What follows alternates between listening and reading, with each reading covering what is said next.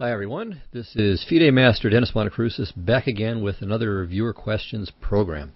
So today we'll take a look at a number of questions, some of which involve looking at particular positions and some of which are of more general nature. And the first question comes from bystanders, and it's one of these more general nature or general interest questions. He asks the following questions. He says this: I have a couple of questions about computers. I read on Wikipedia that Deep Blue can evaluate about 200 million positions per second, and that Hydra also evaluates about 200 million positions per second. And quoting, says roughly the same, quoting from the Wikipedia article, roughly the same as the much older Deep Blue, but with several times more overall computing power. Now he asks, what does it mean to have more overall computing power, and how does this affect the computer's playing strength? The engine on my laptop evaluates about 200,000 positions per second, so does this mean that Deep Blue / Hydra can find in an instant the moves that would take my computer 1,000 seconds to find? Despite this, it seems to me that today's Rivka, running on a good computer, is really no weaker than the old Deep Blue. How would you explain this? Okay, well, you have to keep two concepts distinct in your mind. When, it would be, let's say, computer speed versus the number of positions that are analyzed. And it's not the same thing. So, for instance, if you have different engines, you'll notice this quite dramatically. For instance, to take a really extreme case, if you run Fritz .532, the really old version of Fritz, it's usually bundled for free with pretty much any chess-based program that you get. That's long been known to be fast but dumb. I mean, it'll look at an extraordinary number of positions per second. Whereas Rivka is kind of startling in the opposite direction, that it'll look at really remarkably small numbers of positions a second. I mean, again, in the hundreds of thousands, and if it's a little bit older computer, even in the tens of thousands. So the point is, the same computer, it's the same speed. You know, your computer doesn't speed up or slow down depending on the engine it's using. It's running just as fast, but the point is, it's evaluating a certain number of positions a second, and to evaluate the position, it has to, of course, speaking anthropomorphically, it has to ask certain questions of the position. It's asking about all kinds of details about pawn structure, space, mobility, king safety, and on and on and on. I mean, thousands of parameters, and all of that goes into the evaluation. So it's not just the mere ability to look at a position, but it's to run all the little tests and evaluate the position, and of course to calculate further and to calculate in certain ways. So the point is then that that Hydra, if it has more overall computing power, it means that when it's looking at those 200 million chess positions a second, it's asking more questions about the position, or it's evaluating it more deeply, in the sense of, okay, I shouldn't say deeply because that's ambiguous. It's evaluating it more broadly. It's taking into account more factors than Deep Blue did. Hydra is, or was. I'm not sure if either setup still exists, but basically, the Hydra program was able to evaluate more factors or features in the position than Deep Blue. And likewise, Rivka is spending more time to evaluate a position than Fritz. So if Computer 1 has Rivka looking at 200,000 positions a second, while Computer 2 has Deep Fritz looking at 200,000 positions a second, the first computer is looking at the position a lot more deeply. Okay, so hopefully that helps to explain it.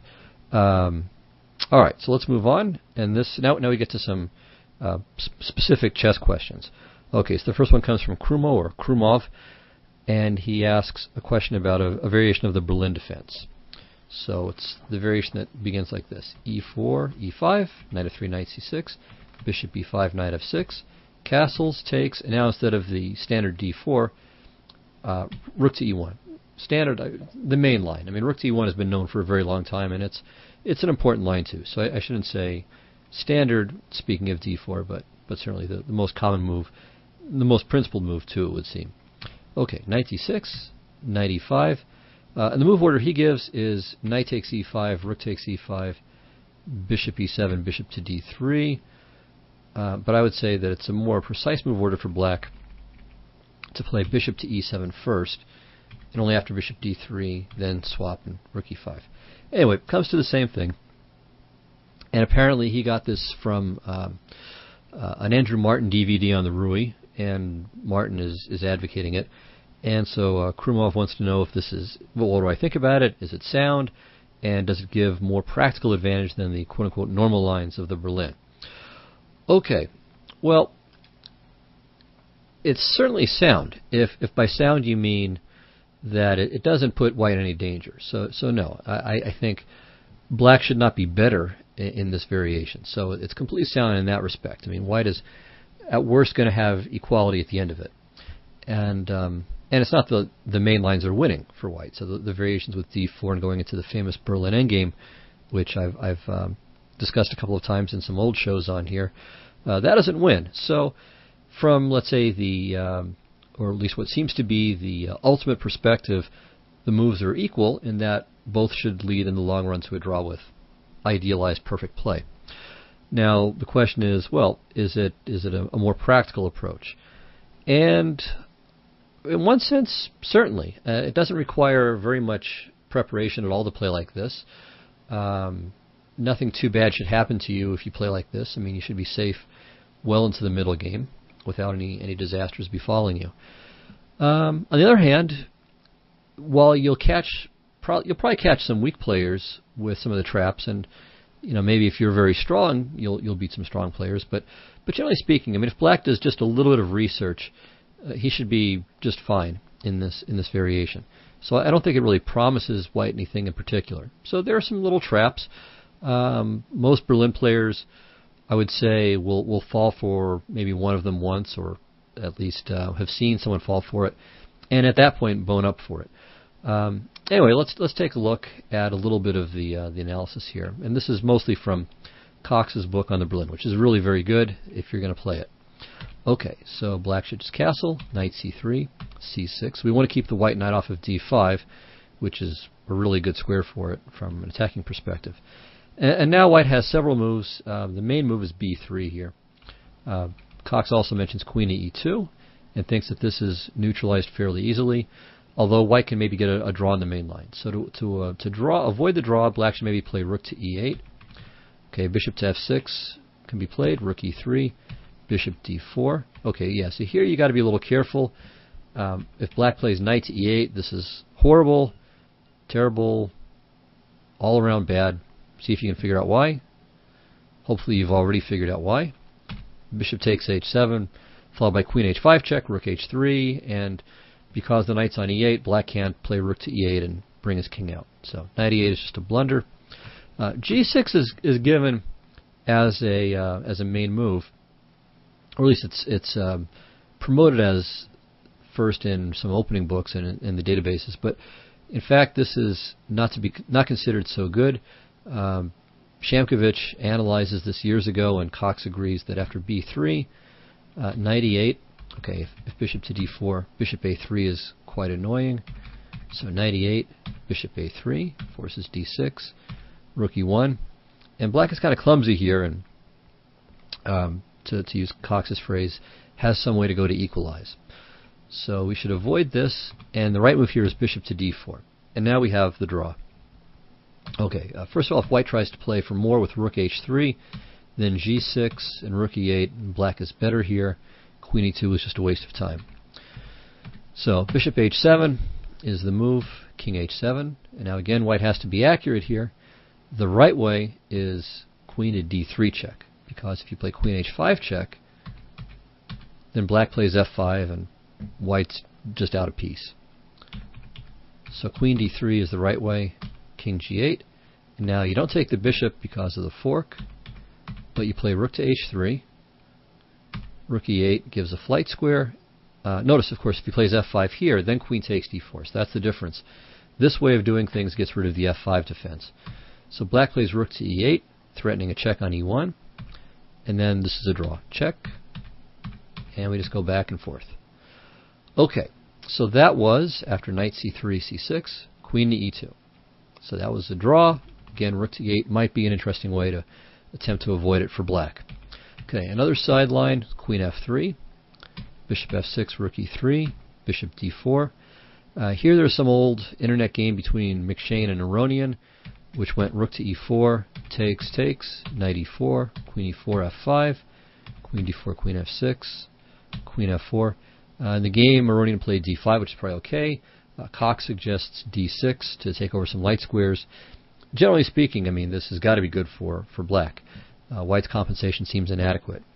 So he did pull out a draw in the game after d5, but it was worse all the way and had a scrap. All right, so this is really nothing fantastic. And okay, if instead of this crazy rook e4 exchange sack, white just plays the normal rook to e2, then queen f6 is fine for black. Basically, almost all of these lines. I mean, if black neutralizes white's attack, which again shouldn't be too hard, then you're going to end up with a position that's very, very equal because of this highly symmetrical pawn structure. So if you're white and you like to just grind away in equal positions, then this is fine. But you're going to have far more chances to cause trouble in the main line. See, that's the thing. If you play the main lines, you're not going to have any quick cheapo wins. And you have to do some work. I mean, black has a lot of different ways to handle the Berlin endgame.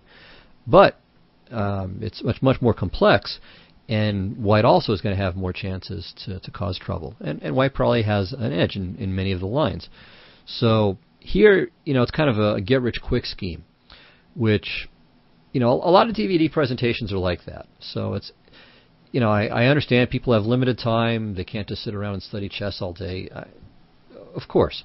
Even professionals, don't want to study chess all day. I mean, it's wonderful, but we can only absorb so much. So what do you do? What do we do? I mean, I'm in the same boat as you guys. I mean, I'm not one of these people playing in Lenars or anything even close to that. So, I've got limited time and memory resources too. But still, if you play something like this, it's a little bit too much on the get-rich-quick side. Because really, I mean, if white doesn't get black to fall into one of the standard traps, then you just got nothing. So I don't really like this approach very much.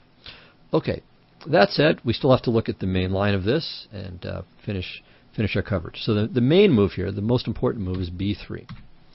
Okay, now black plays knight e8. So this is a very typical maneuver. I think all the black players will know to do this. The idea is to follow up with d5, and then the bishop goes to d6, or sometimes f6, and the knight goes to the opposite square. Okay, now here, queen e2 is again sometimes played. This just transposes to what we saw before and is definitely nothing special. Actually, no, this is not the earlier line. This is just a bad line for white. Okay, queen to h5, again, looks scary, but it really doesn't come to anything. Knight f6, h6, d5. You can see all black's pieces come to good squares. And what does white have? There's no threats to h7. After knight to d1, rook e8 is completely fine. Bishop takes f6 is meaningless. In fact, black is going to be better there if white were to do this. So this double exchange, I think, is at best dubious for white. I mean, black's bishop here is, I would say, much more important here.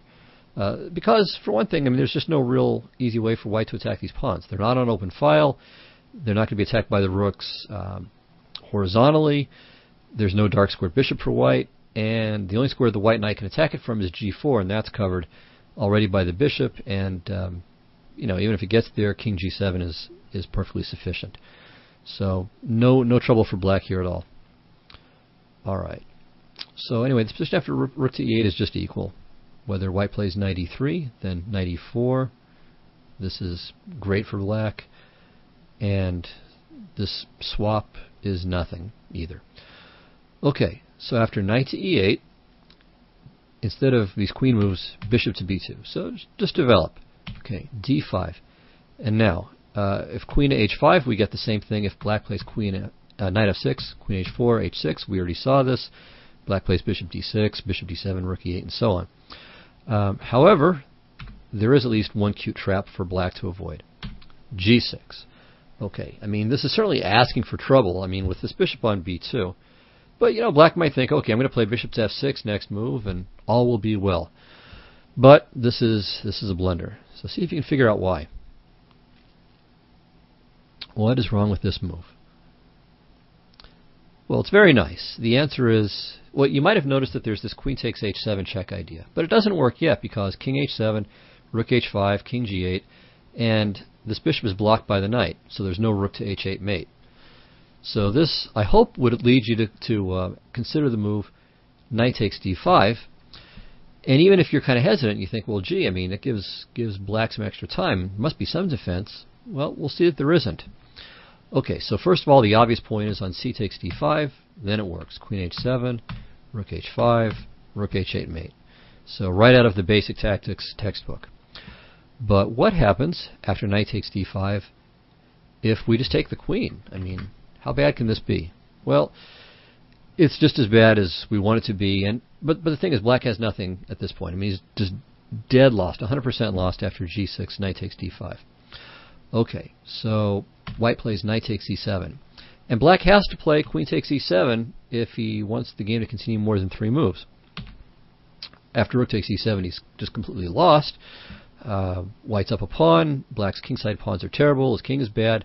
White's bishops are tremendous. He's got the e-file, on and on and on and on. Colossal advantage for white. But this is still the best that black can do, because if he plays king h8, then rook h5 is check, and whatever black does next move, it doesn't matter a bit, other than, okay, queen d4 delays it for one move, bishop takes queen, and then some other interposition, and that's mate. Alright, well, you might think, well, gee, king to g7's got to be better, because, you know, now the king's got more squares to play with. But in fact, he doesn't. Still rook takes h5 check. And any black move other than queen to d4, again, bishop takes d4, brings up the same problem. Black interposes however he wants to, or, well, all he can do is play f6 or knight f6 or knight e5, and mate. Rook takes h7. So that's a neat trap. But again, after queen h5, instead of g6, you just play knight f6, queen 8, and then h6, and completely fine. Okay, so finally, the main move again, queen f3. And here black can either play bishop to f6, as has been played in many games going all the way back to Steinitz and Zukertort in 1886. Or you can play bishop to d6, which I think I would prefer. And then after the rook retreats, okay, if the rook goes to, sorry, we'll get back to that one in a second. If rook e2, queen h4, and knight c7 or knight f6, okay, this is good too. And black is completely fine. Or, okay, rook e to e1, queen g5. Again, black is fine. His kingside is in no danger. His pieces develop very nicely. His bishops are great. On and on and on. And he's got the better pawn center too. Okay, finally, I saw one cute idea, which is rook to h5. And here black has to play very carefully. But if he does, he's great. So g6, and now knight takes d5. So very cute. Okay, similar ideas to what we saw before. For instance, okay, if g takes h5, this is a blunder because bishop takes h7 check, king h7, queen h5, and queen h8 mate. Alright, so after knight takes d5, c takes d5 is forced, rook h7. And now what does black do? So this looks pretty frightening. So black has only one defense, just one way out of this potential mess. Fortunately, it's good enough. d4. Now what's the point of this? Well, it's to draw the bishop to a square where it's vulnerable. So after bishop takes d4, only a move that makes sense for white, bishop takes h2, and queen takes d4. And black is clearly better here. He's still up a piece for just 2 pawns. The mating attack is over, or I should say the mating, the attack is over. And black also is hitting the rook on a1, so it gives him another tempo too. Although rook e1 would be useful for white in any case. But anyway, black is clearly better here, and white's attack is at an end. Alright, so that hopefully answers your question, perhaps in more detail than you wanted.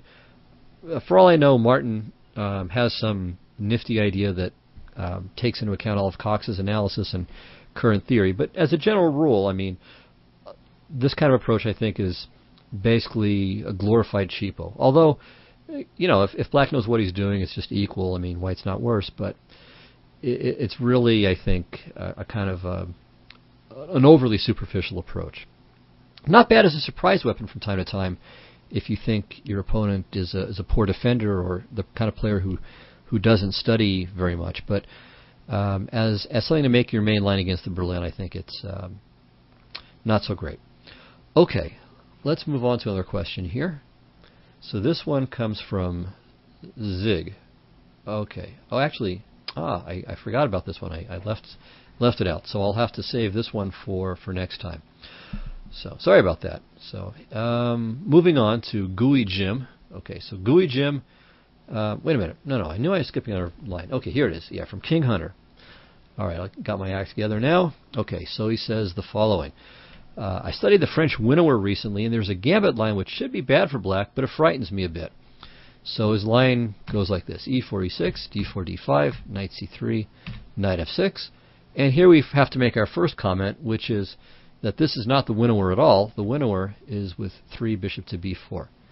So if you're studying the winnower, you don't have to worry about this with either color. But okay, knight f6 and e5, knight f to d7, f4, c5, knight f3, knight c6, bishop b3, queen b6, knight a4, check, here, b4, takes, king f2, b5.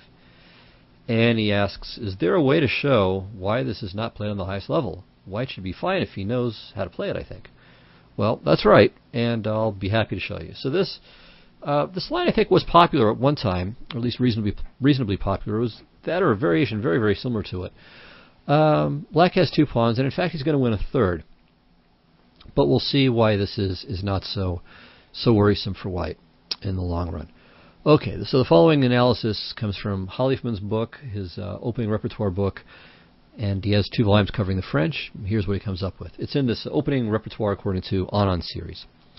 All right, so a3, bishop b7, knight c5. Okay, and now he mentions 2 possibilities for black.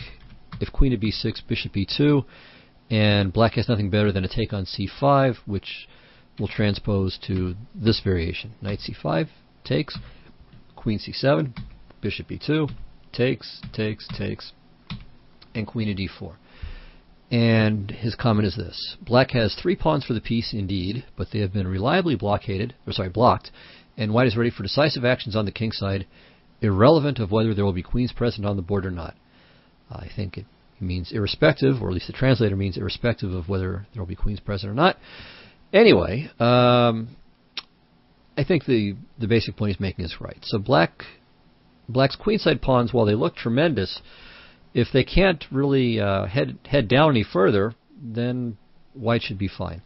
So it's not that black is losing here, but it's pretty difficult for, let's say, black to make progress. Let's hold on to this position, and we'll answer another question first, and come back to this. You'll see why shortly. Okay, so now to Gooey Jim's question. So he says, hey Dennis, I'm interested in seeing how you would analyze a position, like picking the candidate moves, finding plans and tactics. I mean, how do you find candidate moves? Do you look at every single move and pick a reasonable one? And how do you improve calculation skills? Okay, and all right, well, to the first question, how do I analyze a position? Now, the answer is quite simple. I turn on my computer, I click, I start ChessBase, and I turn on Ribka, and no, I'm kidding. That's actually the best way to lose your skills as a chess player, is to flip on the engines. I mean, there are definitely uses for the engines. I mean, certainly an opening prep, to check your work when you've done it, to use it as an opponent in playing, let's say, certain positions out as training exercises. But to have the computer analyze for you is just nothing really more than a fantastic way to atrophy your thinking skills. So what do I do? Well, I mean, no, I certainly don't look at every single move. I mean, that would be crazy and irrelevant 99% of the time. Well, more than 99% of the time, almost 100% of the time, and wildly impractical. And no, the basic answer is I don't do that. I mean, I would say the first thing, and this I would hope would be true of just anyone, is what you do is, the way you initially start is, moves come to mind. All right, so here in this position, I mean, I'm not going to look at h5 and h6 and castles and bishop a6, bishop b7, rook b8, and so on. I mean, I see the queens hanging. So, candidate moves come immediately to mind. So obviously there's queen takes d4, and there's moving the queen away.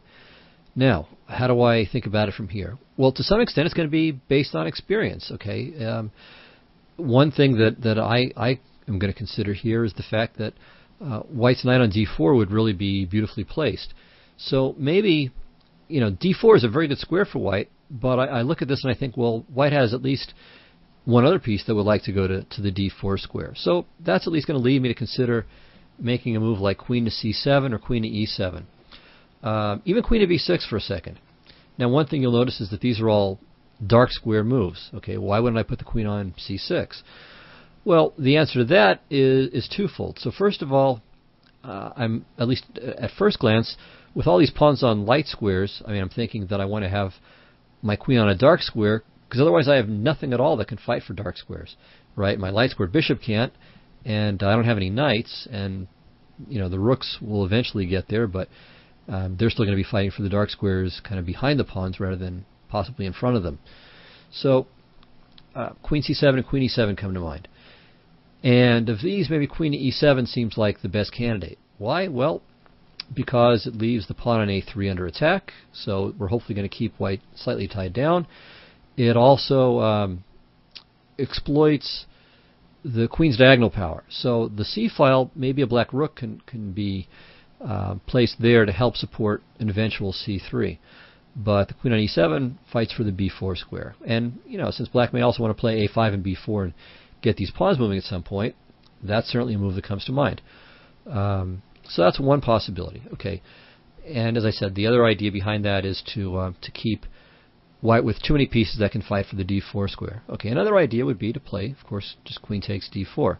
So then knight takes d4, and the point of this would be that I could, for one thing, bring my king to the queen side to maybe help out without having to worry about any dangers. So, from here maybe bishop to d7, and then either king e7 and swinging the rook over someplace to c8 to b8 as seems right, or maybe playing king d8, c7, b6, and going, if I can, to c5 to try to cover up all these squares here and support this advance. So then, a5 and b4 and so on. So something like this would be how I would approach it. So, there are obvious needs in the position. Okay, so I mean, I'm going back to this spot here. Okay, clearly, black has to make his pawns work, otherwise, he's just down a piece. So the pawns have to get going. How do we do it? How do we try to control squares? So some of it is based on knowledge. Some of it is based on obvious immediate factors in the position, and I think that's really what goes on. So, how do you find candidate moves? I mean, it's going to some extent be based on just what strikes you immediately and your understanding.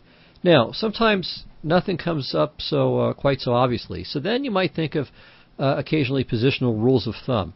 Talk to the pieces is, I think, how Jonathan Rowson describes it in one of his books. So there you might think of things like, well, okay, what do my pieces want? What's my worst place piece? The old Makaganov rule. Improve your worst place piece.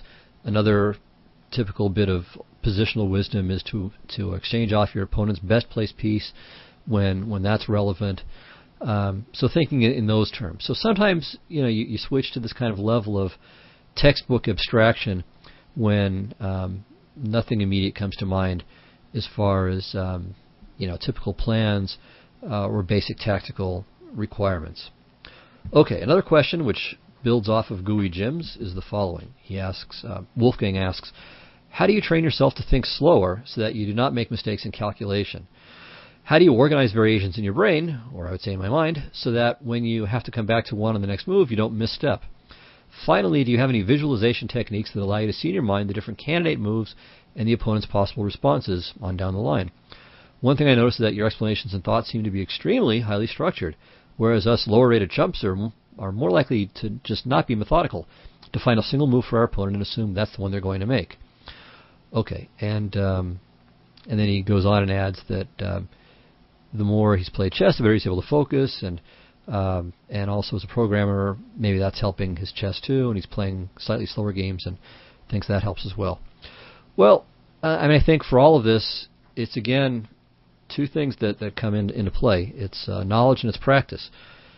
I remember when I was younger, I played very, very fast. And it wasn't that I necessarily couldn't calculate. I mean, I could calculate pretty well, but I just didn't know anything. Okay, I'm exaggerating a little bit.